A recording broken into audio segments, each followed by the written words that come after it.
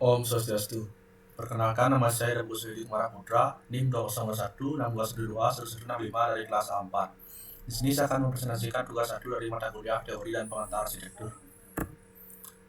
Apakah itu arsitektur? Arsitektur adalah seni dan ilmu dalam merancang bangunan.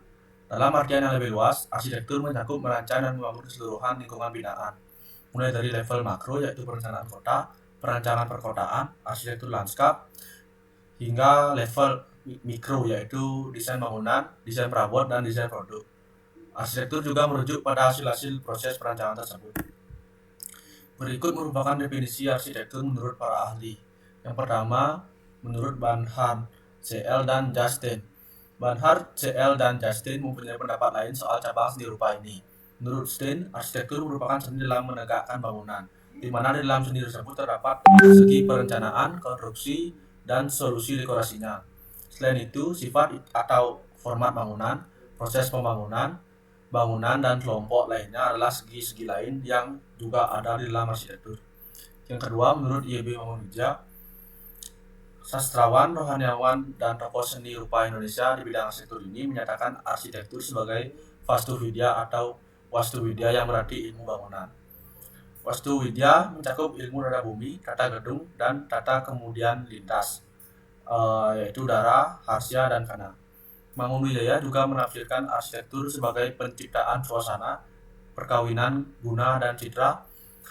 Arsitektur tidak dilihat dari kemewahan bahan, teknologi, dan harganya, sebab dari bahan-bahan sederhana pun bisa memberikan cerminan refleksi keindahan yang puitis dari suatu arsitektur dan jauh lebih bersih dari godaan maupun kepongahan. Yang ketiga, Jauhari Sumintarja. Pengertian arsitektur menurut para ahli selanjutnya datang dari Jauhari Sumintarja. Tokoh arsitektur ini mempunyai definisi khusus bagi cabang seni rupa 3 dimensi ini, di mana arsitektur diartikan karya manusia yang dan bermanfaat pula bagi manusia itu sendiri. Manfaat tersebut terdiri dari manfaat untuk badan dan manfaat untuk jiwa. Manfaat arsitektur untuk badan yaitu memberi perlindungan diri bagi badan. Sementara itu, manfaat bagi jiwa adalah memberikan ketenangan, kesejukan, kenyamanan, dan sebagainya. Yang keempat, Amos Rapoport, arsitektur adalah ruang tempat hidup manusia yang lebih dari sekedar fisik, tapi juga menyangkut peranata-peranata budaya dasar. Peranata ini meliputi tata atur kehidupan sosial dan budaya masyarakat yang diwadahi dan sekaligus mempengaruhi arsitektur. Selanjutnya, apa gunanya arsitektur? Arsitektur secara umum berfungsi sebagai suatu tata bina yang ikut menyeimbangkan lingkungan di sekitar, termasuk pada alam, manusia, dan faktor sosialnya. Oleh karena itu, arsitektur bukan hanya benda yang dirancang saja, melainkan suatu kesatuan tata bina lingkungan termasuk unsur psikologisnya. Berikut merupakan fungsi arsitektur menurut para ahli. Pertama, Geoffrey Broadin. Menurutnya, ada 6 fungsi yang dapat dijalankan oleh arsitektur. 6 fungsi tersebut adalah: yang pertama, environmental filter. Bangunan bisa mengontrol iklim. Bangunan berfungsi sebagai penyaring terhadap iklim di luar. Bangunan dapat membuat kita merasa aman dan nyaman untuk melaksanakan aktivitas kita. Kita dapat menentukan ruangan mana yang harus dekat dan mana yang harus dijauhkan. Yang kedua, container of activities. Bangunan sebagai wadah kegiatan yang menempatkannya pada tempat tertentu. Yang ketiga, capital investment. Bangunan dapat memberikan nilai lebih pada tapak, dapat menjadi sumber investasi yang baik. Yang keempat, symbolis function.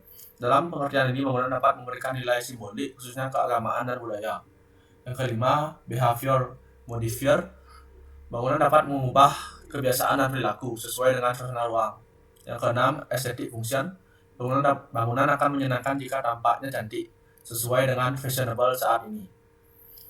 Geoffrey Boardman memahami fungsi sebagai sesuatu yang dipancarkan dan diinformasikan melalui panca indera.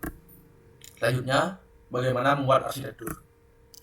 Dalam merancang bangunan itu terdapat langkah-langkah yang harus dilakukan oleh para arsitek untuk mendapatkan hasil yang sesuai dengan yang diinginkan. Berikut merupakan bagaimana cara membuat desain arsitektur.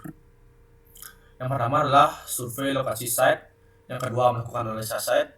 Yang ketiga, menentukan konsep atau sudah ditentukan oleh klien. Yang keempat, membuat sketsa desain. Yang kelima, membuat desain awal, denah, tampak, potongan, dan perspektif 3 dimensi. Yang keenam, konsultasi dengan klien. Yang ketujuh, revisi. Dan ke-8, desain disetujui. Yang ke-9, melengkapi gambar dengan menambahkan gambar detail dan rencana anggaran biaya atau RAB. Yang terakhir, selesai lalu bisa lakukan transaksi. Terlihat mudah, namun semua proses dibutuhkan proses dan kinerja yang baik agar desain yang dibuat sesuai dengan keinginan konsumen. Sekian presentasi dari saya. Jika ada kata-kata yang kurang berkenan, saya mohon maaf. Saya akhiri dengan Brahma Sandi. Om Santi Santi Santi Om.